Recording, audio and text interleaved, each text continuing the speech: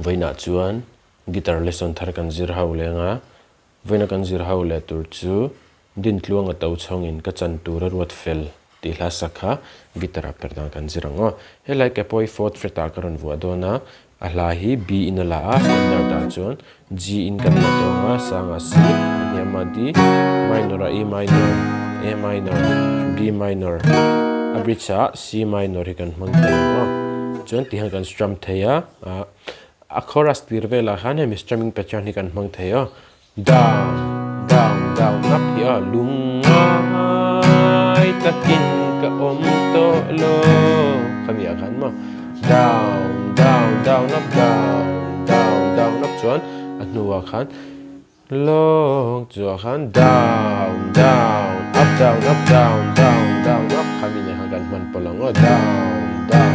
up down up down down down chan up down up down down down up fell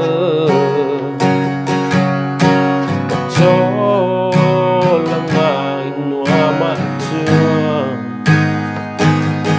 tramit tui ashulanga tikhan kami strumming pattern mang khan le accord ma garon play chuak lenga luk da vinilo ngai thlale don ya